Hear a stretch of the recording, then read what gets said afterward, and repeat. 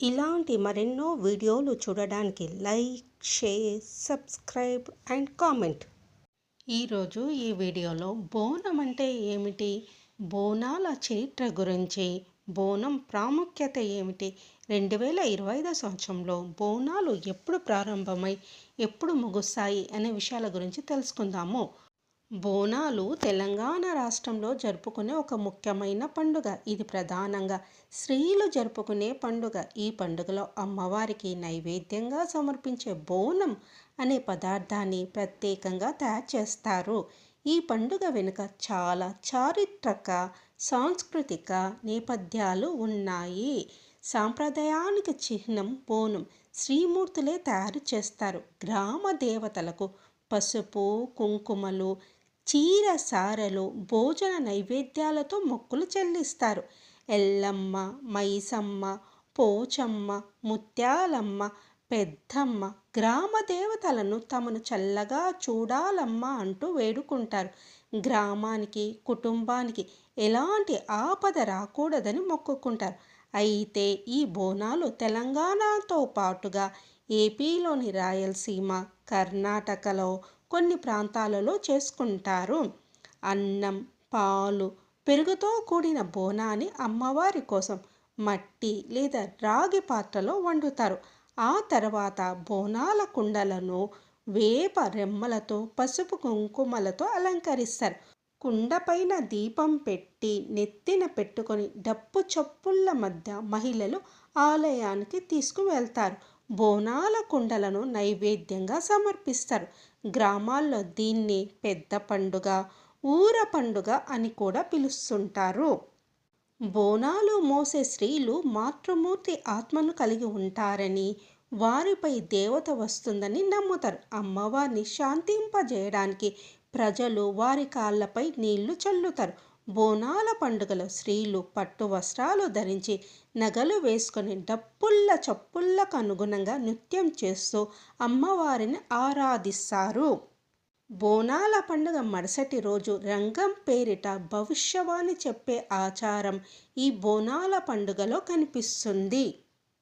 బోనాల చరిత్ర గురించి తెలుసుకుందాము. వందల ఏండ్ల నుంచి ఈ బోనాలు సమర్పించే సాంప్రదాయం కొనసాగుతోంది. అయితే ఒక్కో ప్రదేశంలో ఒక్కోలా దీన్ని నిర్వహిస్తూ ఉంటారు. మనిషి కొండల్లో జీవించే సమయంలో ఒక రాయిని దేవతగా చేసుకొని పువ్వు, కొమ్మ, పసుపు, కుంకుమ, నీళ్లు, ధాన్యం, కూరగాయలను సమర్పించాడని చరిత్రకారులు చెప్తున్నారు. అప్పుడు మొదలైన ఈ ఆచారము కొనసాగుతూ వచ్చిందంటారు.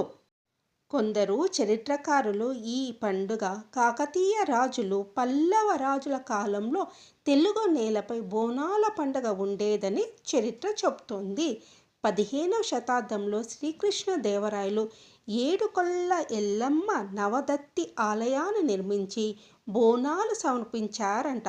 1676లో కరీంనగర్లో హస్నాబాదులో ఎల్లమ్మ గుడిని సర్వాయి పాపన్న కట్టించాడు. అక్కడ కూడా దేవతకు బోనాలు సమర్పించినట్లు కైపియాత్లో గౌడనాడులు గ్రంథంలో ఉంది. బోనాలు పండుగ హైదరాబాదు, సికింద్రాబాదు ప్రాంతాల్లో సుమారు 200 సంవత్సరాల క్రితం మొదలైందని చెప్తారు. గోల్కొండలోని జగదాంబిక ఆలయంలో బోనాలు 500 సంవత్సరాల క్రితం నుండి, సికింద్రాబాద్లోని ఉజ్జయిని మహంకాళి ఆలయంలో సుమారు 200 సంవత్సరాల క్రితం నుండి జరుపుకుంటున్నారని చరిత్ర చెబుతోంది. 1869లో జంట నగరాల్లో ప్లేగు వ్యాధి మహమ్మారి వ్యాపించింది. వేలాది మంది పిట్టల్లా రాలిపోయారు. దైవాగ్రహంతో ఇలా జరుగుతుందని ప్రజలు భావించారు. గ్రామ దేవతలను శాంతింపపరచడానికి, ప్లేగు వ్యాధి నుండి తమను తాము కాపాడుకోవడానికి చేపట్టిన పండుగే బోనాలు అని చెప్తూ ఉంటారు. 1675లో గోల్కొండను పాలించిన అబుల్ హసన్ కుతుబ్ షా కాలంలో బోనం పండుగ హైదరాబాద్లో ప్రారంభించినట్లు కూడా చరిత్ర చెప్తుంది. 2025 సంవత్సరంలో జూన్ 26వ తేదీన ప్రారంభమై జూలై 24వ తేదీన బోనాలు ముగుస్తాయి.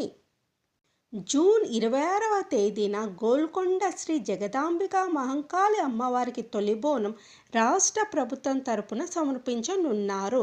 జూలై 13న సికింద్రాబాద్ మహంకాళి లస్కర్ బోనాలు, జూలై 20న లాల్ దర్వాజా సింహవాహిని అమ్మవారి బోనాల ఉత్సవాలు జరగనున్నాయి.